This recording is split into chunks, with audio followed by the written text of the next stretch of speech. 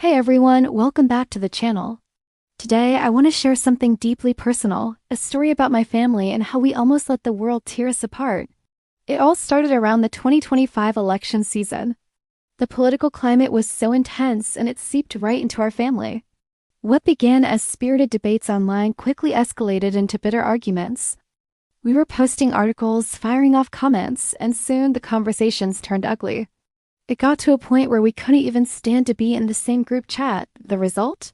We stopped talking. For years, there was just silence. My parents, my siblings knew. It was like we were strangers living under the weight of unspoken anger and hurt. The digital battlefield had left our family in pieces.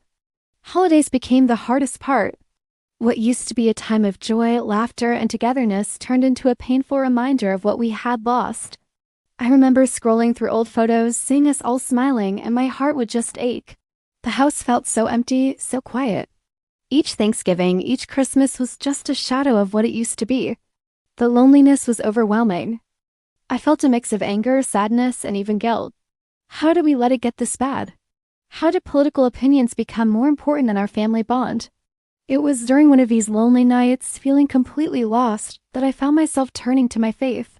I was wrestling with all this bitterness, and I stumbled upon a simple but powerful truth in the Bible. God's love isn't conditional. It doesn't pick sides in our human squabbles. He loves the person I disagreed with just as much as he loves me. That thought hit me hard. It was a humbling realization that challenged the walls I had built around my heart. If God could love everyone regardless of their views, who was I to hold on to so much resentment? That realization sparked a change in me. I started to pray, not for God to change their minds, but for Him to change my heart. My prayer became simple: Lord, please help us find a way back to each other. Fill our family with your love, a love that's bigger than any political party or opinion. Give me the strength to be a peacemaker. The idea of a reunion started to form in my mind. It was a terrifying thought at first. What if it just led to more fighting? But the desire to have my family back was stronger than the fear, so I took a leap of faith. I sent out an invitation for a family get-together. I made it very clear in the message. This was a politics-free zone. No debates, no arguments. This was just about being a family again. I prayed that they would be open to it, that their hearts would be softened too. To my surprise and immense relief, one by one they all said yes. The day of the reunion, I was so nervous. As everyone arrived, the air was thick with tension.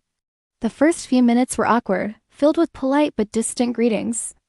But then something beautiful happened. Instead of falling into the old patterns of debate, we started to listen. We made a conscious effort to just hear each other. I asked my dad about his garden. My sister shared a funny story about her kids. We started pulling out old photo albums, and soon we were lost in shared memories. We laughed about that disastrous family camping trip from years ago. We remembered our favorite childhood meals. As we shared these simple human moments, the political armor we had all been wearing started to crack. The conversation eventually turned to our shared faith, the foundation we had all grown up with. We talked about forgiveness, about grace, and about love. Tears started to fall. Tears of regret for the years we had lost, and tears of relief for finally finding our way back. We apologized to each other not for our beliefs, but for the pain we had caused. We asked for and received forgiveness. That reunion was a turning point. It wasn't a magic fix, but it mended the deepest cracks in our family's foundation. The silence was finally broken, replaced by regular phone calls and text. Just checking in. How are you doing? I'm praying for you. Simple messages that meant the world. We started showing up for each other again, offering support through life's ups and downs, celebrating birthdays and small victories together. We learned to navigate our differences with respect. We can now acknowledge that we see the world differently, but we also know that our love for each other is far more important than any disagreement. Our family bond is stronger than ever, not because we all agree, but because we chose love over being right. I wanted to share this story because I know my family isn't the only one that has been fractured by division. Maybe you're estranged from a parent, a sibling, or a friend because of politics or some other deep disagreement. I want you to know there is hope. God's love is big enough to heal the most divided families. His love invites us to look beyond the labels and see the person He created and cherishes.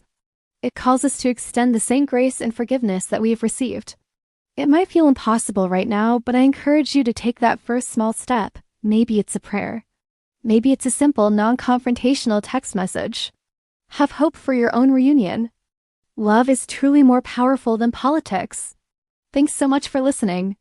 If this story resonated with you, please give it a like and consider subscribing for more content. I'll see you in the next one.